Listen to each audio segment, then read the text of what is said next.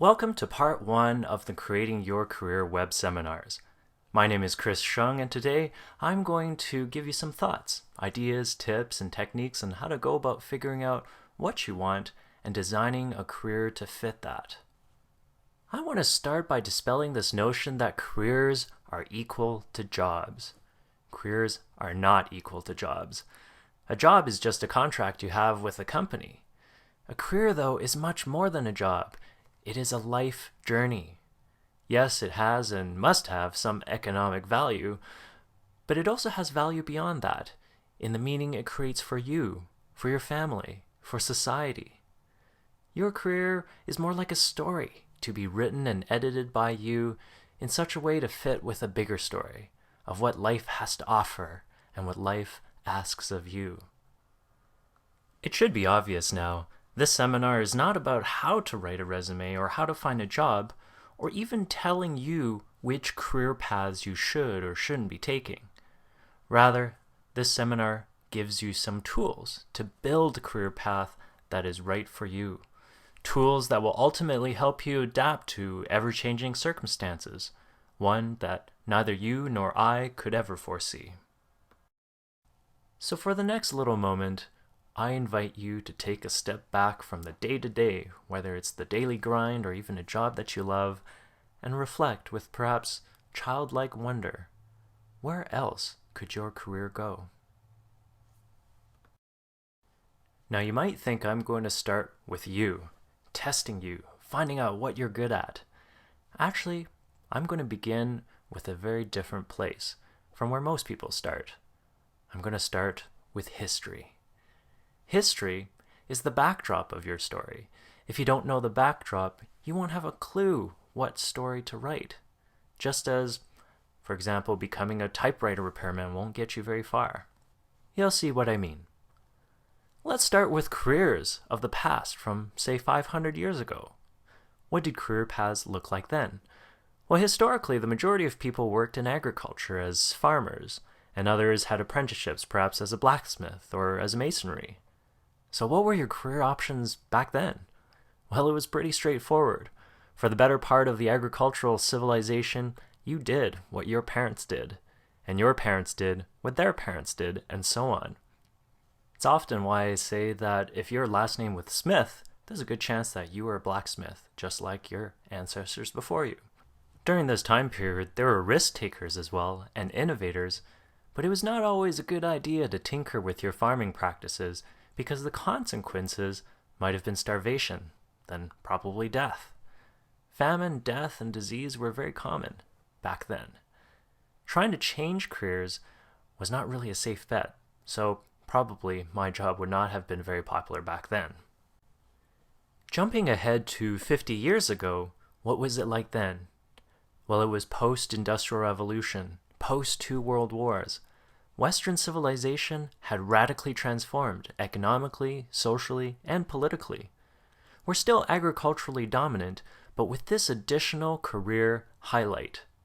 With the development and prevalence of technology, skilled workers were now needed by the industries to keep the economy going.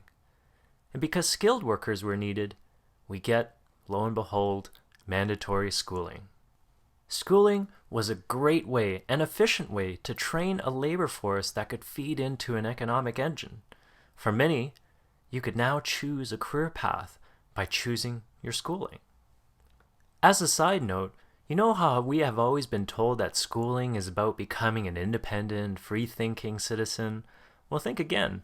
Schools were originally designed to create a compliant workforce that was good at obeying authority. Because after all, what industries really wanted was skilled workers that would do what they would tell them to do. But the development of technology and science had great benefits for society. With the discovery of the germ and an understanding of nutrition, health significantly improved. Although death and disease was of course still an issue, the economy was such that you could lose your job and not lose your life. The risks were more about recessions and economic downturns, giving more people more flexibility in career choices. The environment was also much better for risk takers, entrepreneurs, inventors, pioneers. The marketplace was now better able to support their risk taking. For example, the idea of capital and bankruptcy was developed, which enabled entrepreneurs to fail, yet not die, and actually be able to come back and even try again and perhaps innovate as a result. Fast forward to today, and we have seen an explosion in technology, in population, in global competitive forces, which is now quite unbelievable. If you think about it, in the last 200 years, the population has gone from 1 billion people to 6.5 billion today. You have to realize that it took millions of years to develop smelted iron, while within the space of the last century, what we know about the world is dizzying. What this means is that while we still have conventional career paths where people go to school and then stay there until the end of their natural lives, there is now also turmoil for a lot of people. Jobs become obsolete or changes because of technology. Recessions, layoffs, dead-end careers, they all lead to a searching. It leads to what I call life education rather than schooling. This is definitely a frustrating time. It may lead to retraining for new jobs. It may lead to an exploration of other careers as a business person or a consultant. It might mean taking a temporary stopgap job during those exploration times. And in the end, it may lead to a new kind of career, a career never before seen by the industry or by yourself. Change means opportunity, but only for those willing to adapt. Now, why am I going through 500 years of history? Well, here are the consequences for you as a person trying to create your career. The needed skills of this generation is very different than many of the generations in the past. Today, it is not just about getting jobs, but it is also about creating jobs. You must be able to take ownership of positioning yourself so that you can be changing careers when you need to. It isn't as simple as just doing what your parents did or just going to school and sticking with that career. It's not just about schooling, but also about life education. School is ultimately just one form of education. Many entrepreneurs I have met have learned far more from life experience than many of my years in university.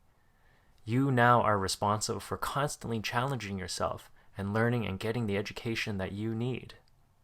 Finally, it's not just learning how to do something, but it's learning how to learn. You can learn one skill, which may eventually become obsolete, unless you actually develop that ability to be learning new things all the time. In my opinion, this is why today you have engineers who become life coaches, accountants with a photography business, or consultants who become founders for nonprofit organizations. Careers are being designed today, not only because it's practical, but because it's also more fun.